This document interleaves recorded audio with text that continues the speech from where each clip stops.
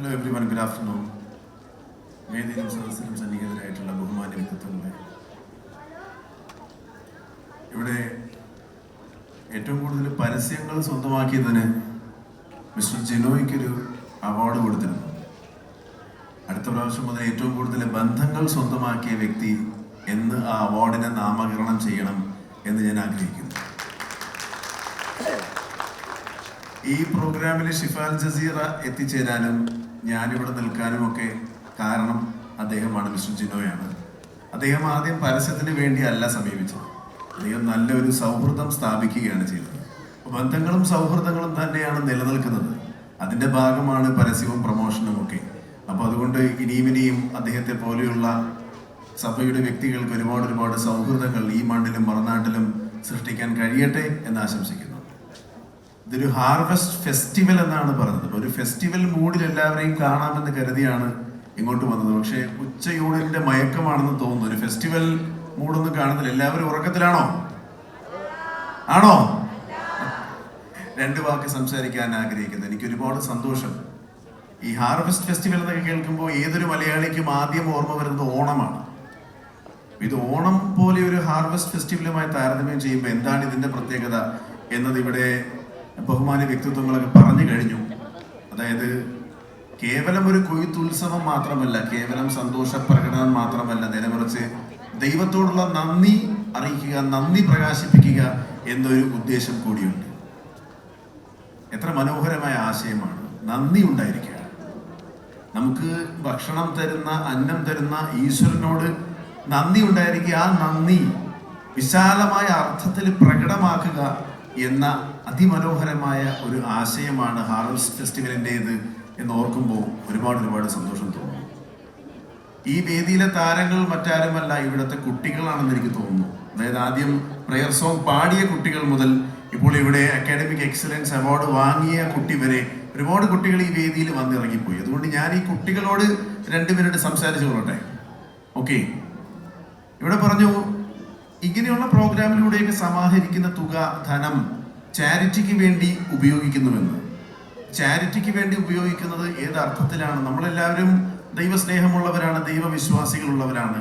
ഒരു ഹാർവസ്റ്റിന്റെ ആശയം അത് തന്നെയല്ലേ? നമ്മൾ എന്ത് വിതയ്ക്കുന്നുവോ അതാണ് കൊയ്യുന്നത്. നന്മ വിതച്ചാൽ നന്മ കൊയ്യും, സ്നേഹം വിതച്ചാൽ സ്നേഹത്തിന്റെ വിളവ് നമ്മൾ എടുക്കും. അതല്ലേ എൻ്റെ കുട്ടികളോട് എനിക്ക് പറയാനുള്ളത്? നമ്മളെല്ലാവരും മനുഷ്യരെ സ്നേഹിക്കുന്നവരാണ് എങ്കിൽ മാത്രമേ നമുക്ക് ദൈവസ്നേഹമുണ്ട് എന്ന് പറയാൻ കഴിയും. അപ്പൊ നമ്മൾ മനുഷ്യരെ സ്നേഹിക്കേണ്ടത് എങ്ങനെയാണ്? നിങ്ങൾക്ക് ബൈബിൾ വായിച്ചിട്ടുള്ളവരല്ലേ അല്ലേ? ഞാനും കുറച്ചൊക്കെ വായിക്കാനുള്ള ഭാഗ്യം കിട്ടിയിട്ടുണ്ട്.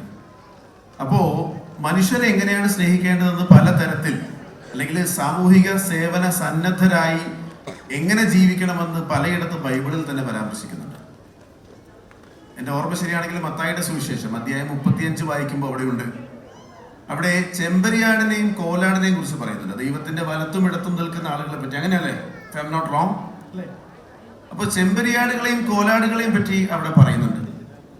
അതിലൊരു ഭാഗത്ത് പറയുന്ന ഒരു കാര്യം, ഞാൻ വിശന്നപ്പോൾ നിങ്ങൾ എനിക്ക് ആഹാരം തന്നു, എനിക്ക് ദാഹിച്ചപ്പോൾ നിങ്ങൾ എനിക്ക് കുടിപ്പാൻ തന്നു, ഞാൻ അതിഥിയായിരുന്നപ്പോൾ നിങ്ങൾ എന്നെ സ്വീകരിച്ചു, എനിക്ക് ആശ്രയം തന്നു, അഭയം തന്നു, ഞാൻ നഗ്നനായിരുന്നപ്പോൾ നിങ്ങൾ എനിക്ക് വസ്ത്രം തന്നു, ഞാൻ രോഗിയായിരുന്നപ്പോൾ നിങ്ങൾ എന്നെ ശുശ്രൂഷിച്ചു, എന്നിട്ടോ ഞാൻ തടവറയിലായിരുന്നപ്പോൾ നിങ്ങൾ എന്നെ കാണാൻ വന്നു. മനുഷ്യനോട്, മനുഷ്യ സമൂഹത്തോട് സ്നേഹം പ്രകടമാക്കേണ്ട, സാമൂഹിക സേവന രംഗത്ത് സന്നദ്ധരായി നിൽക്കേണ്ട, മനുഷ്യരെ സ്നേഹിക്കേണ്ടത് അതെങ്ങനെയാണ് എന്ന് ഈ ഏതാനും വാചകങ്ങളിലൂടെ നമുക്ക് പഠിക്കാൻ, വായിക്കാൻ, മനസ്സിലാക്കാൻ കഴിയുന്നു. എങ്ങനെയാണ്? അതിന് 6 കാര്യങ്ങളാണുള്ളത്. 1, വിശക്കുന്നവന് ആഹാരം കൊടുക്കുക. 2, ദാഹിക്കുന്നവന് ദാഹജലം കൊടുക്കുക. അടുത്തത് പാർപ്പിടമില്ലാത്തവന് പാർപ്പിടം ഒരുക്കി കൊടുക്കുക. അതാണ് ഞാൻ അതിഥിയായിരുന്നപ്പോൾ, അഭയാർത്ഥിയായിരുന്നപ്പോൾ, ഞാൻ അഭയം തേടിയപ്പോൾ നിങ്ങൾ എനിക്ക് അഭയം തന്നു എന്ന ദൈവവചനം അവിടെയാണ് പറയുന്നത്. 4, ഞാൻ നഗ്നനായിരുന്നപ്പോൾ നിങ്ങൾ എനിക്ക് വസ്ത്രം തന്നു. 4-ാമത്തെ കാര്യം. 5-ാമത്തെ കാര്യം, ഞാൻ രോഗിയായിരുന്നപ്പോൾ നിങ്ങൾ എന്നെ ശുശ്രൂഷിച്ചു, നിങ്ങൾ എന്നെ നോക്കി. 6-ാമത്തെ കാര്യം ഏതാ? ഞാൻ തടവറയിലായിരുന്നപ്പോൾ. എന്ന് പറഞ്ഞാൽ ഇന്ന് ഈ ലോകത്ത് പ്രയാസം അനുഭവിക്കുന്ന, അസ്വാതന്ത്ര്യത്തിന്റെ, കഷ്ടപ്പാടുകളുടെ, ദുരിതങ്ങളുടെ, ദുഃഖങ്ങളുടെയൊക്കെ കൂച്ചുവിലങ്ങുകളാൽ ബന്ധിതരാവുന്ന ഒരു മനുഷ്യ സമൂഹത്തിന്റെ വിമോചനത്തിന് വേണ്ടി പ്രവർത്തിക്കുന്നവർ ആരായാലും ശരി, അവരെ പറ്റിയിട്ടാണ് ആ പറഞ്ഞത്. എന്ത്? ഞാൻ തടവറയിലായിരുന്നപ്പോൾ നിങ്ങൾ എന്നെ മോചിപ്പിച്ചു.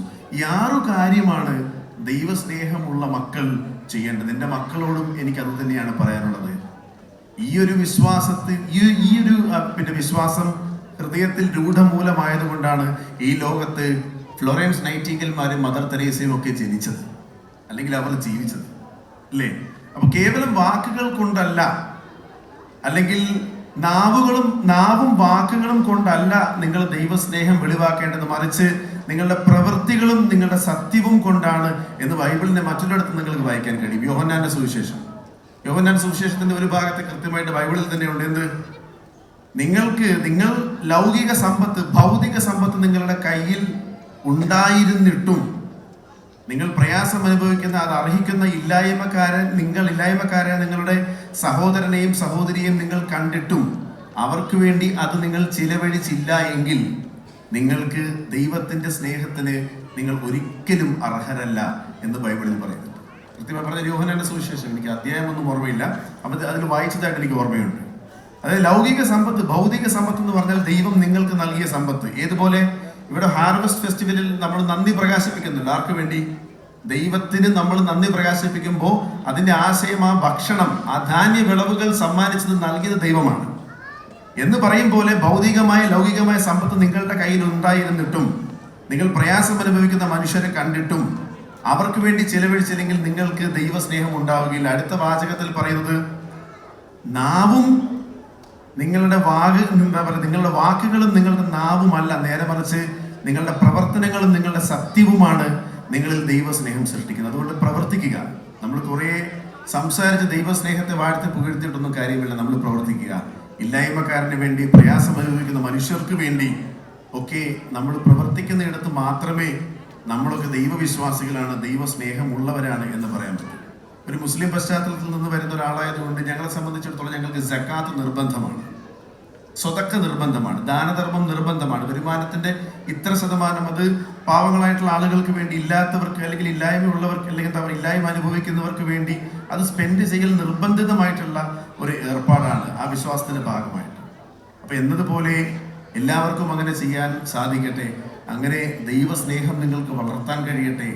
ഈ സ്നേഹം ലോകമെമ്പാടും ഇന്നത്തെ ഈ കുരുന്നു മക്കൾക്കും നാളെ അവരുടെ ഭാവി തലമുറകൾക്കും പ്രചരിപ്പിക്കാൻ കഴിയട്ടെ എന്ന് ആശംസിച്ചുകൊണ്ട് ഈ സദസ്സിന് എല്ലാ ആശംസകളും ഭാവുകങ്ങളും നേർന്നുകൊണ്ട് എൻ്റെ എളിയ വാക്കുകൾ ഉപസംഹരിക്കുന്നു. നന്ദി. Thank you.